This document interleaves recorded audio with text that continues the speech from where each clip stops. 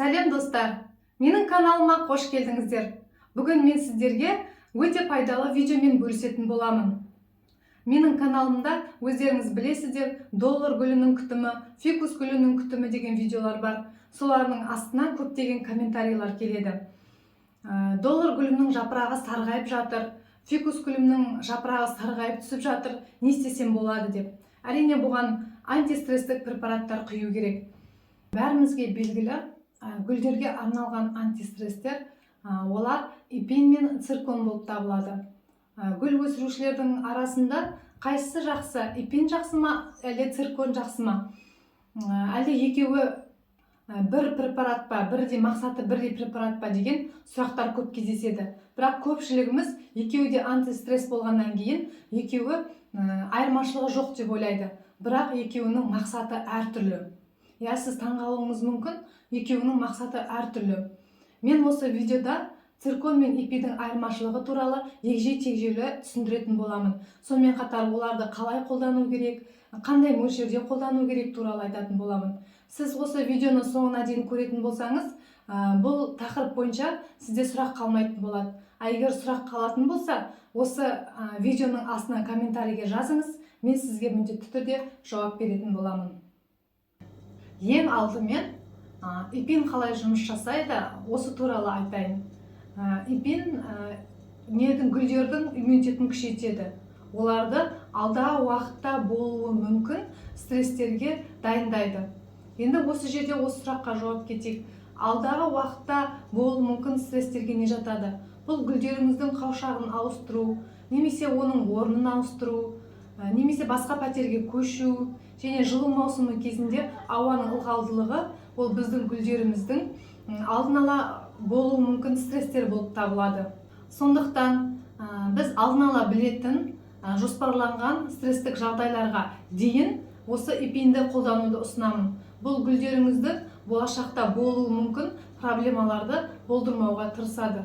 Гүліңізді қаушағын ауыстыруды ойладыңыз ба, эпинді қолданыңыз. Ол шамамен бір күнде әрекет ете бастайды. Содан кейін 2 апта бойы жұмыс жасайды.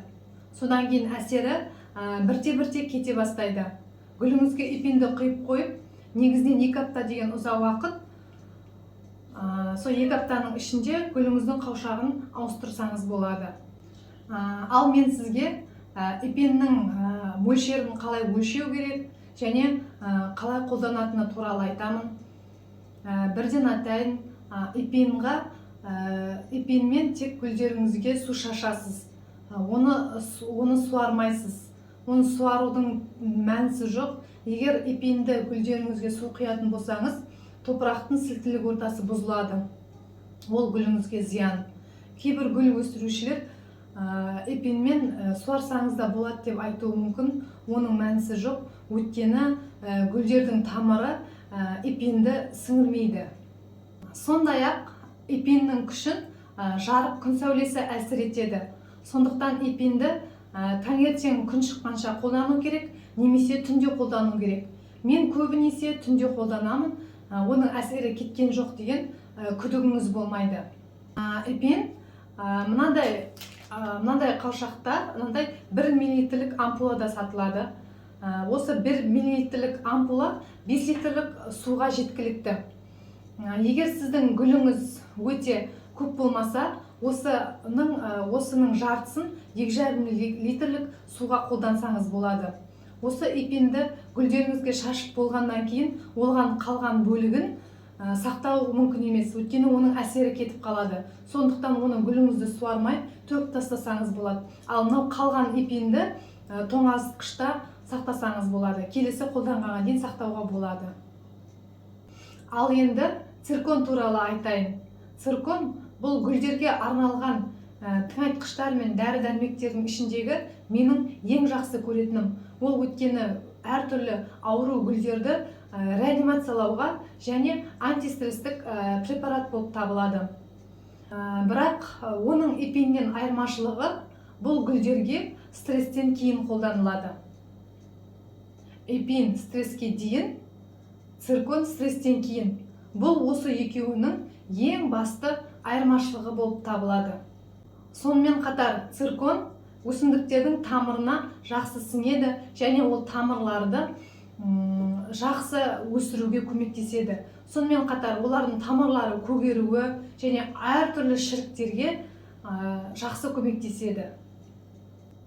Циркон көптеген қателік жіберетін жаңадан гүл өсірушілердің гүлдерге арналған дәрі-дәрмек салатын аптечкаларында міндетті түрде болу керек препараттардың бірі болып табылады.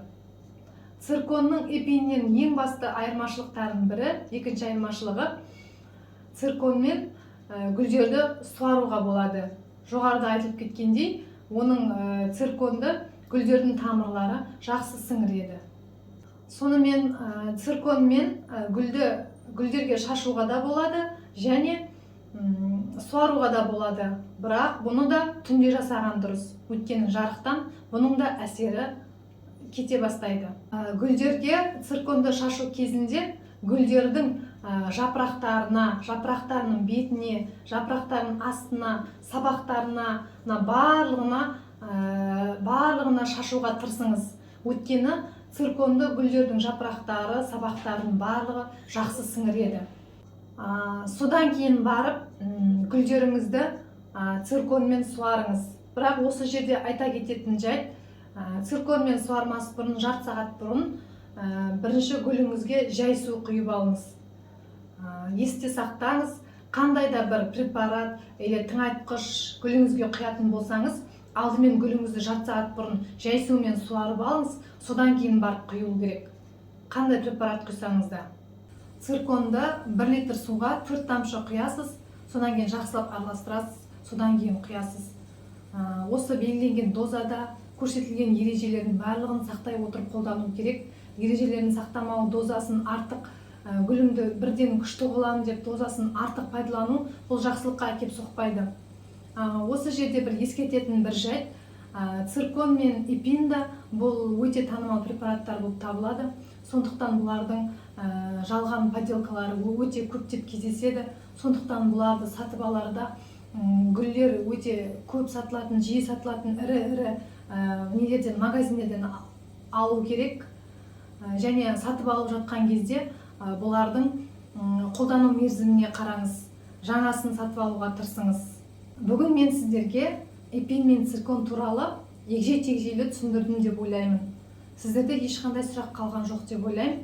Егер сіздердің сұрақтарыңыз бар болса, онда осы видеоның астына комментарийге жазыңыздар. Мен міндетті түрде жауап беретін боламын. Мен алдағы уақытта осы эпин мен цирконның оригинал мен подделкасын қалай ажырататын туралы видео түсіруді жоспарлап отырмын. Сол үшін менің каналыма жазылып, қоңыраушаны басып қойыңыз. Менің жаңадан шыққан видеоларымды бірінші көретін боласыз.